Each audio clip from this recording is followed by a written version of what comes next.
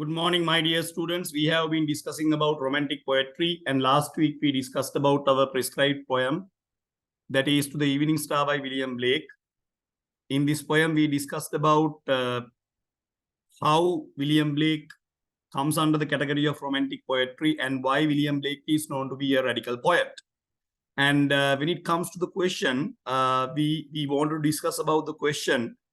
Basically, we explained about the question last week and we wrote the introductory paragraph as well. So let's recap what we have learned so far. How do the literary devices handled by the poet in the poem To the Evening Star strengthen the major theme of nature? So last week I explained you certain characteristics related to romantic poetry. And under those, most of the romantic poets, starting from William Wordsworth, Samuel Taylor Coleridge, William Blake, John Keats, Percy Bysshe Shelley. If you take all these poets, one of the key characteristics that you can understand is that they always paid their attention towards nature. Even though William Blake wrote about certain social disruptions and social problems related to Victorian society or else industrialization, most of the other poets, even in this poem, right, most of the other poets, they showed their attention towards nature. I explained you most of the romantic poets, they did not want to pay their attention towards reality. They always wanted to escape from realism. They do not want to discuss about the social problems, environmental pollution, or else child exploitation, any other problems related to the society. They did not want to talk about those things. They just wanted to escape from the reality. So in order to escape from the reality, what did they do? They wrote about nature.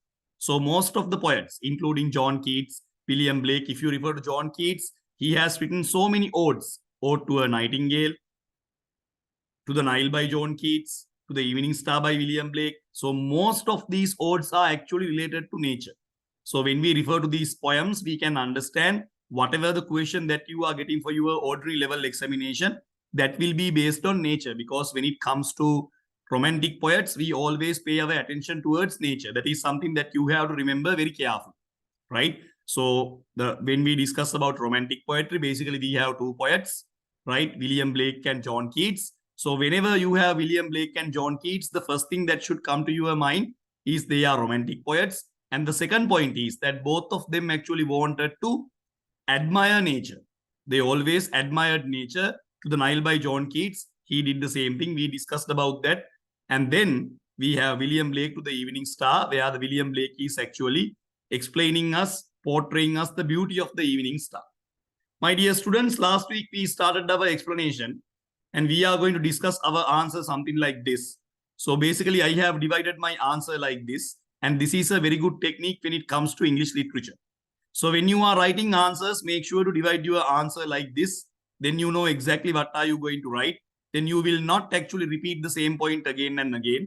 You will exactly know what are the quotations that you are going to select when you are going to write answers. So that will be a very good plus point when it comes to English literature. Introduction to the poet and the poem, that is something very much important that you have to pay your attention. Basically, we dedicate our first paragraph for that. So we have to give some kind of information about the poet or else the poetess. And then we have to give some kind of a summary about the particular poem or else the short story, novel, drama that we are going to write answers. Under part 2, different types of literary techniques used by the poet to strengthen the beauty and the glory of nature as a romantic poet.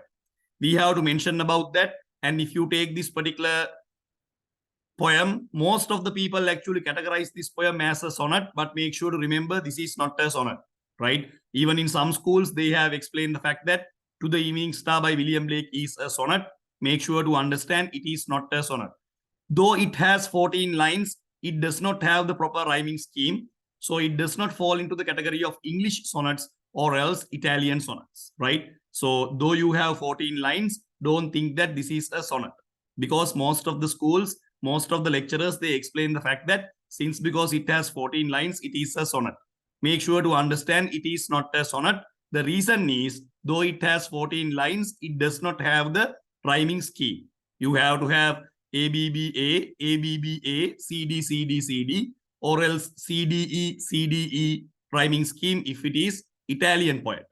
If it is a Shakespearean sonnet, or else English sonnet, you have to have the rhyming scheme of AB, AB, CD, CD, EF, EF, GG. But in this particular poem, we don't find both rhyming schemes. So you cannot put this poem under the category of English sonnet or else Italian sonnet. Make sure to remember this is an ode. Odes are known to be addressing poems, right? So since because you have 14 lines, don't interpret this as a sonnet, because some students, they continuously ask that question. All the poems which comes under the category of 14 lines cannot be categorized as a sonnet. Make sure to remember it should be either a Petrarchian sonnet or else a Shakespearean sonnet, right? So we identify sonnets based on the rhyming scheme, not with the number of lines. So basically in the second paragraph, or else from second paragraph onwards, I would say, we are going to discuss about different types of poetic techniques that we can find. If you read this poem very carefully, my dear students, there is no such place that you can omit in this particular poem. There is no such line that you can omit in this poem where you can say, sir, in this particular line, we don't have any poetic technique. That is very hard to find, because if you go through each and every line, if you read each and every line very carefully in this poem, you will realize that in each and every line, there is a poetic technique, right? That is the beauty of the poem. If you read the lines very carefully, in each and every line, you will find at least one poetic technique. So in this poem, you have to be very careful, because this poem is written in archaic language, or else we call Old English, little bit difficult to understand. And there are certain phrases and clauses which are directly connected with Greek mythology. So you have to know about Greek mythology as well. Now, as an example, to the evening star is known as Goddess Venus. So you should know who is Goddess Venus. And Goddess Venus is known to be the goddess of sexuality and fertility and love. So you should know about her, right? So there are certain mythological stories related to the Greek mythology. So there are certain things, even if you read John Keats, even John Keats has used number of Roman and Greek mythological stories when it comes to his poetry. Even William Blake has done, right? So that part is very much important. So the poem can be divided in two forms, actually, where you can see the beauty of the evening star. On the other hand, in the latter part of the poem, the poet discusses about the service done by the evening star. So some kind of Christian flavor is also added to the poem, where the poet uses the phrase fleeces of our innocent flocks, where this is related to this Christian crowd, because we should not forget that William Blake is known to be an ardent ardent Christian follower. He is known to be a priest. So he followed Christianity. He is an ardent Christianity follower. So he added some kind of Christian touch as well, if you read the poem very carefully at the latter part of the poem. So in the third part, I am going to write the conclusion. So this is how I have made my plan, and I am going to write my answer accordingly. This is what we started actually last week. So we gave some kind of an idea about the poet and the poem. So it is up to you. It is very much subjective. This is actually an example. It doesn't mean that you have to write exactly the same way. No, you don't. You don't have to follow this method, right? So I have just given my idea about this particular poet and the poem. So you can write so many examples. You can write so many other poems and as examples written by him, and different types of other related incidents when it comes to his personal life. And then you can give some kind of an interpretation to the poem as well. William Blake was a 19th century writer and artist who is regarded as a seminal figure of the Romantic age. So I explained you, William Blake is known to be one of the pioneers when it comes to Romantic category, Romantic era. His writings have influenced countless writers and artists through the ages. To the Evening Star is an ode to the Venus. So I explained you, odes are known as addressing poems. Now we have different types of poetry. We have odes, we have elegies, we have sonnets, we have free verse, we have haiku. Likewise, we have different types of categories. When it comes to literature, we have different types of categories, especially when it comes to poetry. So this particular poem comes under the category of an ode, right? Odes are known to be addressing poems. I am telling you again and again, this is not a sonnet. Don't misunderstand. Since because it has 14 lines, it does not possess the rhyming scheme. As a result of that, this particular poem will not be taken into the category of sonnet. So you have to remember that, right? Venus is the Roman goddess of love and beauty, fertility. So I explained you there is a Roman Greek mythology is actually included in this poem. So when you are going to understand this poem, you have to remember okay to the evening star, even though it is a star. This particular star is actually regarded as a goddess when it comes to Roman and Greek mythology, and they believe that goddess Venus is the goddess of love and beauty and fertility. It is not a sonnet because it does not possess the rhyming scheme. The poet is calling upon her Venus to protect us against the evils of the night, and more importantly, to inspire all that is oppressed during the daytime. Furthermore, the poet successfully illustrates how the elements of nature can come together to create a beautiful, impeccable, and perfect situation. So this is what we are going to highlight actually more than the service. Because if you read the question very carefully, they have clearly highlighted that you have to include about the beauty of nature, how these poetic techniques have collectively contributed in order to show the beautiful picture of the nature. So our answer, whatever the answer that you are going to write, it should be based on nature. That is something very much important that you have to pay your attention. So this is the introductory paragraph, and last week we completed this. Now we are directly coming to the question. So we will take each and every line and we will try to analyze what kind of poetic techniques, language techniques used by this particular writer in order to beautify the nature, in order to glorify the nature. So we will start. Thou fair-haired angel of the evening. Now let's take the first line, my dear students. So when we take the first line, you can see the first word actually, thou. Thou means you when it comes to archaic language. This is what we call Old English, but nowadays we use modern English. So these words are actually used in the Bible, or else we call biblical language, or else we call Old English, right? Nowadays we have modern English where we have changed most of these words, right? So here thou means you when it comes to archaic language. So from the very word itself, you can understand there is a poetic technique. So that is what I said.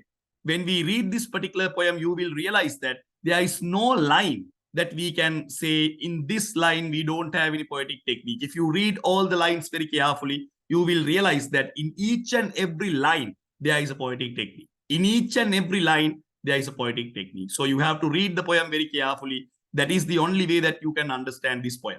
Make sure to remember, grade 11 students, I am telling you again and again, this is the second poem in the syllabus. So we are doing all the poems in the syllabus according to the grade 10 syllabus, right? Then we will move on to grade 11 as a revision. So this is a best chance. This is the best chance that you have in order to cover up the syllabus, right? So make sure to study these poems, make sure to pay your attention. Then from the very beginning, you can get some kind of understanding. Though we are writing answers to the questions, while we are writing answers, the teacher will give you a comprehensive introduction about the entire poem. So it is a very good plus point for you. While writing answers, you can get to know, you can revise all the important points related to that particular poem. The poet addresses the evening star as the fair-haired angel. The poet has utilized personification here. What do you mean by personification? Giving life to non-living things. We all know that evening star is actually not an animate thing. So it is an inanimate thing, but the poet has given life to it. So this is what we call personification. Thou fair-haired angel of the evening. So evening star is taken as a fair-haired angel. We all know that evening star is not animate. So the animate qualities are actually given to the inanimate object. This is what we call personification. So personification is here with the use of archaic language, because when we use the pronoun you, it surely shows us we are addressing to someone animate, right? Not for someone who is inanimate. So this personification clearly helps us to understand the value of the evening star as well, right? So from here onwards, one can understand we are not dealing with something inanimate. That inanimate object has been given some kind of power, some kind of life by using personification. Thou means you in archaic language. The poet says the evening star is the fair-haired angel of the evening time. The poet has utilized two major poetic techniques in the first line of the poem in order to show the beauty of the nature. Now you can understand these natural elements have been given humane qualities. This is what we call personification. Same thing has been done by John Keats. So try to understand these parallel points. Now, if you go to the Nile by John Keats, same poetic technique is used by him. Can you remember where the Nile River is taken as something very much animate, where even John Keats used the word thou and thee in his poem to the Nile. right? So if you can remember, right? So he uses three metaphors where he says, nurse of the SWAT nations, right? So if you can understand, if you can remember, now you can see certain equal qualities, certain parallel qualities can be identified when it comes to romantic poetry. This is what romantic poets do, right? They give personification. They use personification in order to give life to non-living things. This is what romantic poets do. So I hope you can understand the similarities, right? When we go to romantic poetry, we have been discussing about romantic poetry. Now you can understand the similarities. We will move on from there. The poet says that the evening star is fair-haired angel of the evening time. The poet has utilized two major poetic techniques in the first line of the poem. Now, whilst the sun rests on the mountain's light, the poet has taken the sun as an inanimate object and personified the setting of the sun as resting. So, sun is setting down. So, the poet has not directly said that the sun is setting down. Instead of that, the poet uses another technique. This is the beauty of poetry. This is the beauty of language. This clearly shows us the beauty of nature as well.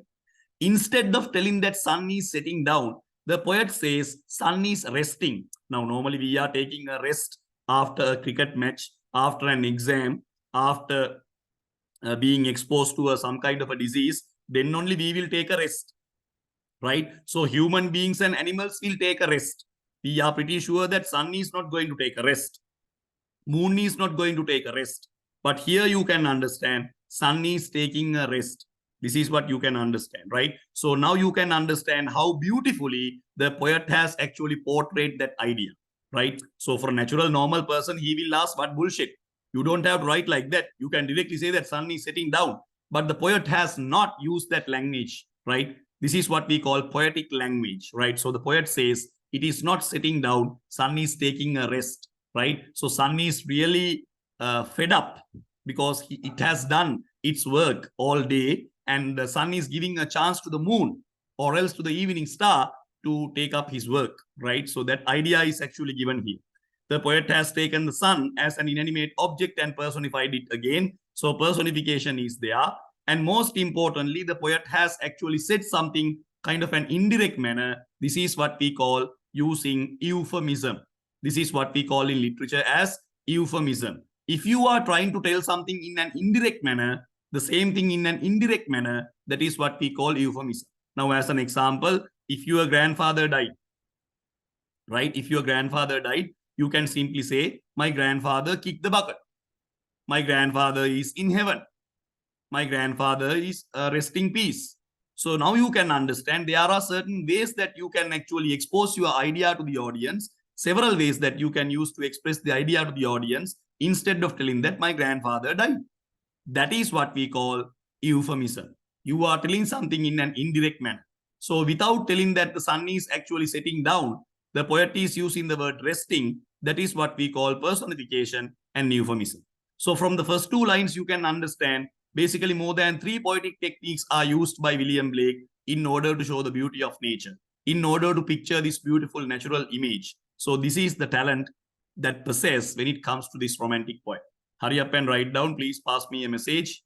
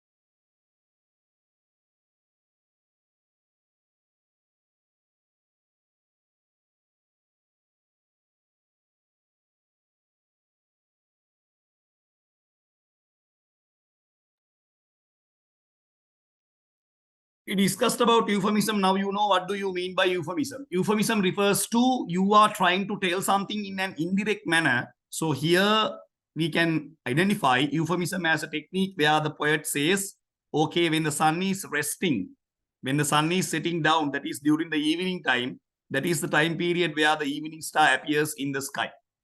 Thy bright torch of love, thy radiant crown. So even in this line, you can understand how archaic language is being used as a technique, right? Thy bright torch of love, thy radiant crown, right? So here, thy means your, right? The word thy is found in archaic language. It means you in modern English or else modern language. This is personification again. So throughout the poem, we can understand the poet as a romantic poet. He has given life to non-living things. This is not actually done by William Blake. If you go through almost all the romantic poets, that is what they do, right? When we read, right, we will understand that, okay, they have given life to non-living things. This is what we call personification. So that is easy for them. Then that is easy for them. Otherwise, when we read the poem, what will happen? We will think that this is little bit unfamiliar to us, or else you will think like Harry Potter. Fantasy. There is nothing called Evening Star. Fantasy, right? You will think that it is a fantasy. So now you can understand it is not a fantasy because from the very beginning, the poet has given us personification as a technique, right? So you will feel that evening star is not a star. Evening star is a god or else a goddess, right? The bright torch of love can be taken as a metaphor. What do you mean by a metaphor, my dear students? Direct comparison. Metaphor means direct comparison. So you have metaphors and you have similes. My sister's face is like a flower. It is a simile.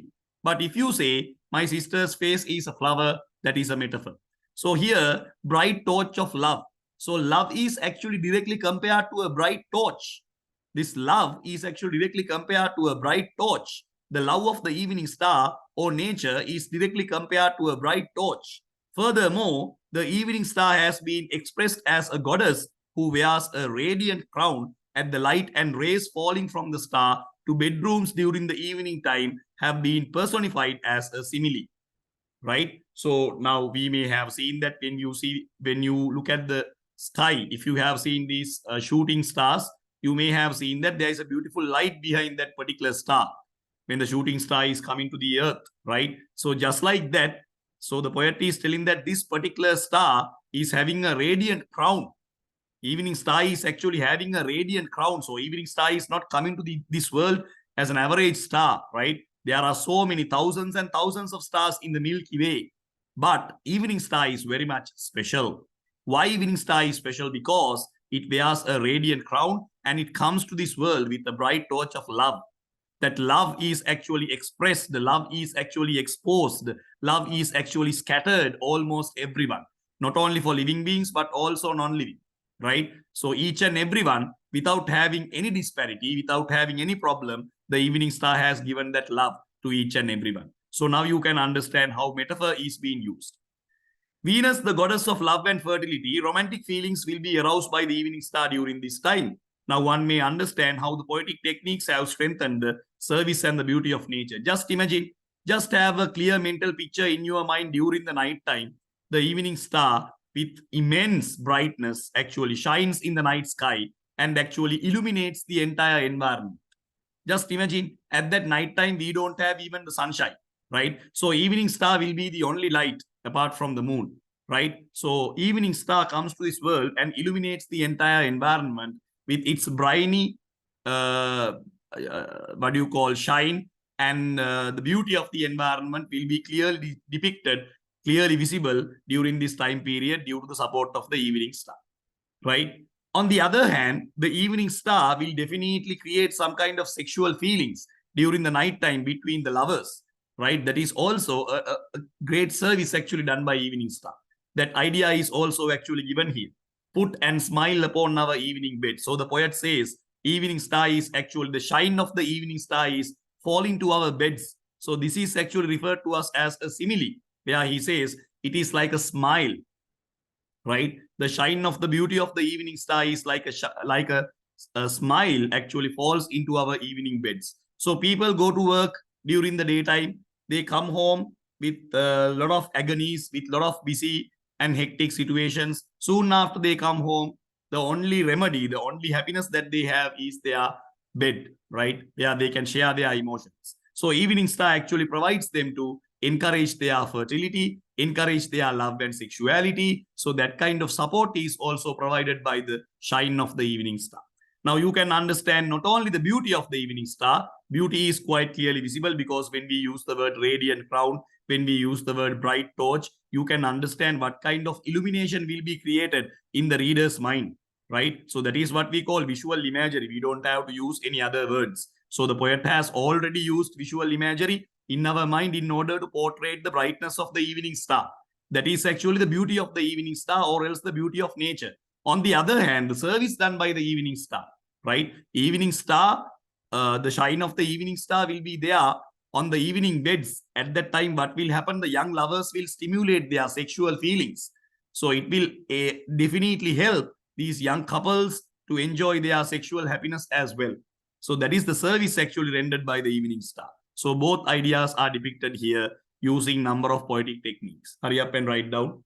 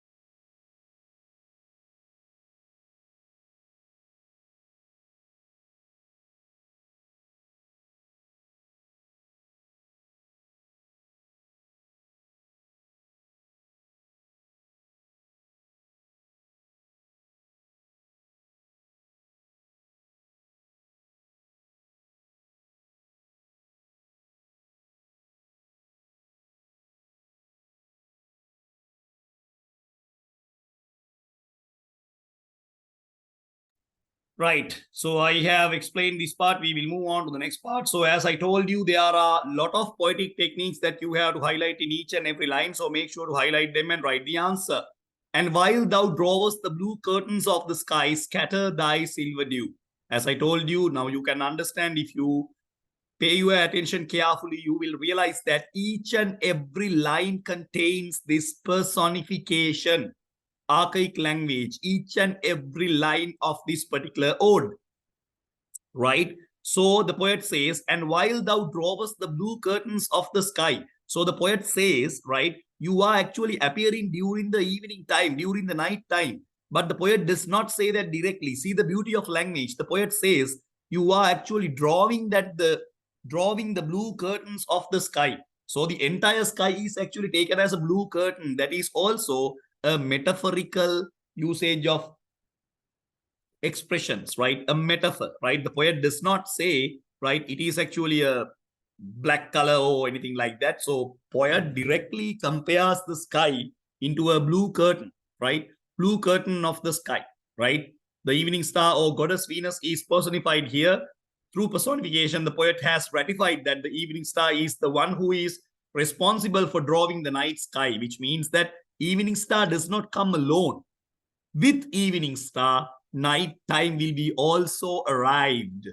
So evening star is the one who brings that night sky. That night sky is actually compared directly to a blue curtain, and that is a metaphor. That is a metaphor. Beautiful use of language. Here the night sky is mentioned as a blue curtain. This is a wonderful metaphor. Silver dew refers to the holy water.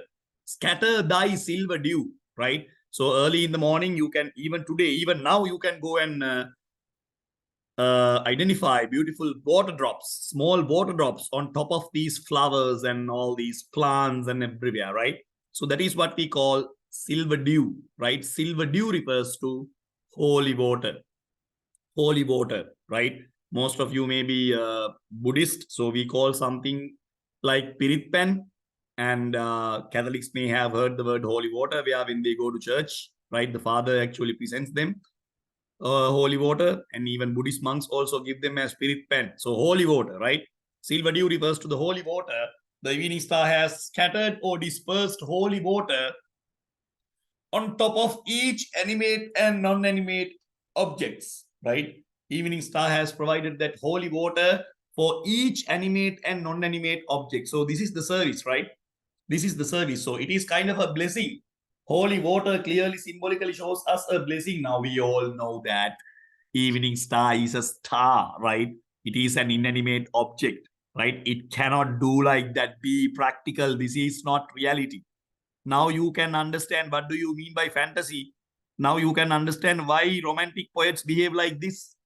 We all know that inanimate star cannot do such things.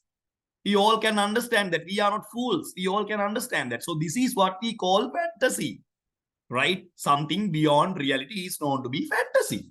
So romantic poets, they wrote about fantasy. We are not fools, right? We can understand. We do science, right? So we know science. There is something called science. We learn science as subject. So we all know that inanimate object cannot do this. But see how beautifully the fantasy is made. That is literature. That is literature, right? The fantasy is made. Fantasy is created. This is the religious perspective of romantic poetry, apart from the natural beauty. What do you mean by the religious perspective? I told you William Blake is a priest, right? He is known to be an ardent follower of Christianity. So he tries to explain the fact that, okay, during the night time, evening star will be the only blessing for those who are helpless. This may suggest the industrialization, right? Due to industrialization, I told you how people suffocated, what kind of social problems occurred. So on one hand, William Blake tries to give some kind of Christian flavor, tries to give some kind of a Christian flavor to the poem, saying that evening star provides some kind of security to these oppressed, suppressed social groups who lived in the Victorian society, who suffocated because of industrialization, because of neglection and ill treatment, right? So evening star is the one who provides that support, right? that idea may be actually included here. So basically, the natural beauty is quite amazing. You can see how metaphors, similes, personifications are used in order to create all these visual images, and they are quite successful, right? See how beautiful the usage of metaphor, like blue curtains of the sky. The entire sky is taken as a blue curtain, like dark blue. Dark blue is very much similar to dark black, right? So that's the idea actually given here. So hurry up and complete.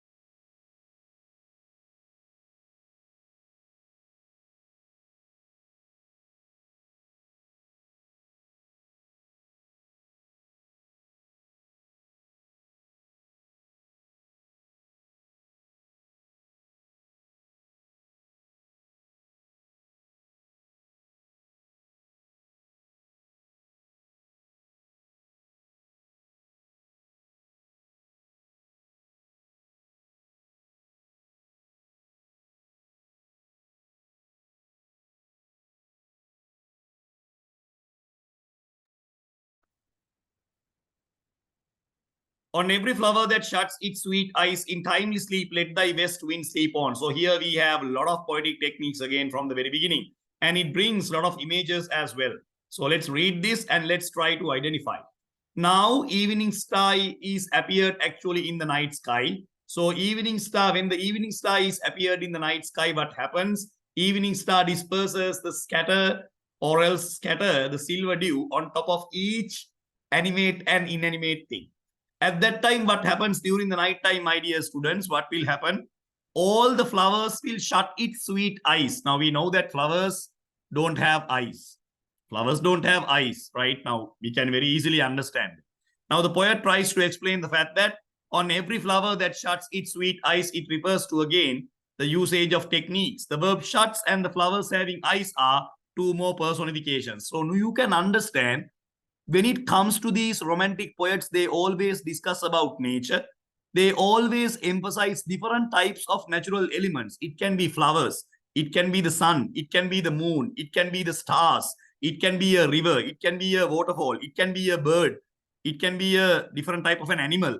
So you can see number of natural elements are emphasized when it comes to their poems. These are the key features that you have to understand as literature students. Number of natural elements are used, right? The verb shuts and the flowers having eyes are two more personifications. Withering flowers metaphorically conveys. Now, shutting its sweet eyes means now when we are shutting our eyes, basically as a human being, we have two important situations that we shut our eyes. Number one, when we are going to sleep. Number two, when we are going to die. Now here, the flowers are actually shutting their eyes, which means that they are going to wither. Right? The flowers are going to wither during the night time. Try to understand. Withering flowers metaphorically convey the idea of lost happiness. So during the night time, there is no happiness at all, right? There is no happiness at all. So it will be a suffocating time period, especially for innocent animals, right? The lost happiness can be brought to the world with the help of the evening star. When there is no light, when there is no happiness, that light and happiness is actually brought to this entire world by the evening star. This lost happiness can be brought to the world with the help of the evening star. It can bring peace and harmony as well, right? So evening star is bringing peace and harmony as well. Timely sleep is another euphemism. Euphemism means you are trying to tell something in an indirect manner, or else an optional usage of death. So directly telling they are going to die or someone is going to die, you can say it is timely sleep, right? The evening star provides the love and life and blessing to this world. From the following explanation, one can understand how the beauty of the nature is emphasized by the poet using poetic techniques, right? During the night time, what happens, my dear children? All the flowers are withering. All the flowers are withering during the night time because there is no power. There is no element to provide that sunlight, that sunshine. So evening star appears there. So evening star will be the only option, right? So the evening star is dispersing that silver dew or else holy water to each and every flower where these flowers are actually withering. They have no hope at all. They all are going to die. So evening star provides some kind of a blessing by scattering all the silver dew, right?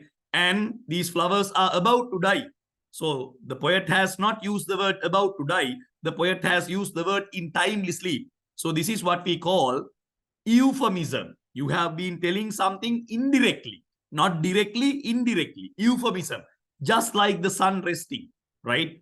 So here the poet says all these flowers are actually withering or else they are about to die.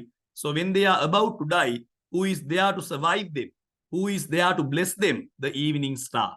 The evening star comes to this world to bless these animate and inanimate objects. Now you can understand how these poetic techniques are used in order to show the beauty of the environment. On the other hand, how these poetic techniques are used in order to show the service done by the evening star to this environment. Both these ideas are quite clearly presented in this particular poem. Number of metaphors, similes, alliteration, personification, in number of places we can find. So that is what I said you from the very beginning, my dear students. In this particular poem, we can't say that, this line is not important. In this line, we don't have any poetic technique. You cannot omit any line. Basically, we have 14 lines. You can't omit any line at all. You can't say that, මේ line එකේ මුකුත් මේ techniques නැහැ, මේ line එක වැඩක් නැහැ, මේ line එක කපලා අයින් කරමු. You can't tell like that.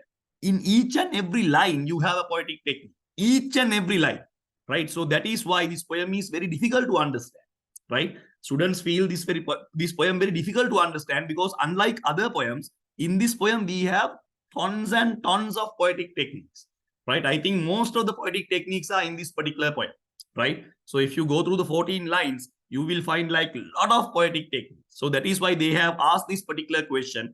Now in the exam, you don't have to write all the poetic techniques. You don't have time to do that because you have 30 minutes to write an answer. At least if you can write 6 to 7 using 3 or 4 quotations, that is more than enough. We are not asking you to write all the quotations. You don't have to do like that, right? So at least you can write actually 10 to 12 quotations, four to five quotations with 6 to 7 poetic techniques. That is more than enough. You don't have to write entire poem, right?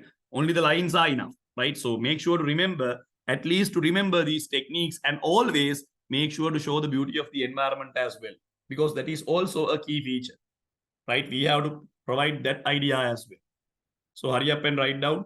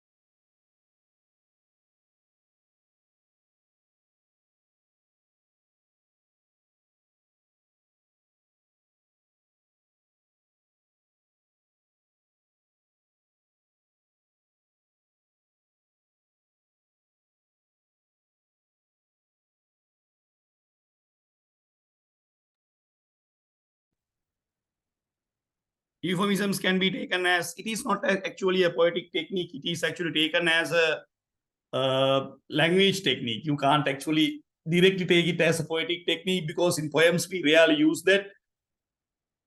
It actually comes under the category of discourse, right? So it is a discourse, a technique of discourse, euphemisms, anaphora, these things actually comes under the category of discourse. So you can take it as a language technique. Right, okay. So we will move on to the next part. The lake speaks silence with thy glimmering eyes and wash the dusk with silver, soon, full soon. So here we have a full stop. Huh? After the full stop, then we have soon, full soon. Right. So a star having eyes is another personification. So we can find another personification here. Eyes glimmer when they are full of tears. And the sad state of the evening star is emphasized here. Silver is a repetition again, because we have repetition here. Silver. This is the second time that we find that. Dusk is the time period when the twilight remains after the sun completely submerges in the horizon. Need of the narrator for light is evident with request for washing the dusk with silver. Soon is a repetition which emphasizes the urgency. Wind sleeping on the lake can be taken as an euphemism again for refusing the death, right? So evening star is providing some kind of immortality to all these inanimate and animate objects for a small time period. Wind sleeping is a personification because we know that wind is again inanimate, but the poet has actually explained the fact that wind is actually sleeping. Speak silence is actually an oxymoron, another important technique that you have to remember, where we keep two contradictory qualities together, right? Two contradictory qualities are actually kept together in the poem. That is what we call oxymoron, right? Oxymoron, where we have two contradictory qualities that we keep together, right? Uh, Glimmering eyes is another example for personification, right? So where we have oxymoron, where speak can be taken as something that we make a lot of noise, and silence is actually we are very much calm and quiet. So both of these things are actually kept together. These are actually qualities, right? So we have kept them in together. So this is what we call oxymoron, right? So oxymoron is also used a technique as a technique here, and glimmering eyes is another personification. So these are the basic points that you have to remember in these two lines, right? In these two lines. So now you can understand in each and every line we have actually a poetic technique, right? So this is how the poet has shown the beauty of the environment, right? Right.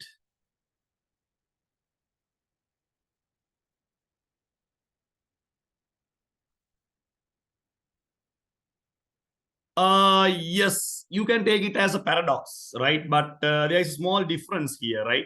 So paradoxical elements are actually a little bit different. So paradoxical means like it gives some kind of a paradoxical meaning, right? So you can write it gives a paradoxical meaning, but you can't say it is a paradox because an oxymoron is always a short two-word phrase, right? Basically, in an oxymoron, you will have a short words, right? Short two words, right? Designed to highlight an emotion or some kind of a wit. Paradox can be taken as an entire meaning, right? Like if you take the entire part, entire line, entire poem, entire novel, then you have a paradoxical element or else paradoxical meaning. So you don't have paradoxical words actually. But when it comes to oxymoron, we have words which clearly shows us oxymoron. That's the basic difference. So paradoxical can be identified as kind of a longer or else larger version of oxymoron, right?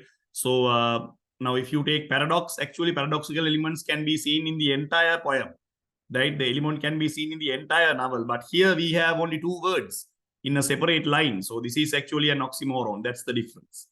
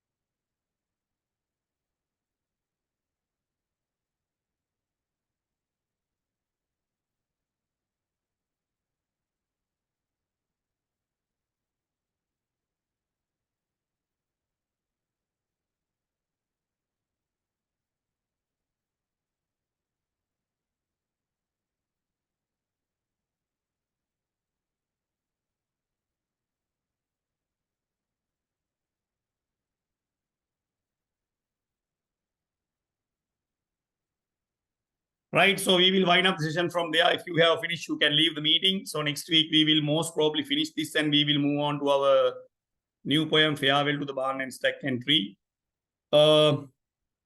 If you have finished, you can leave the meeting. Then next week we will discuss the other poetic techniques related to this particular poem.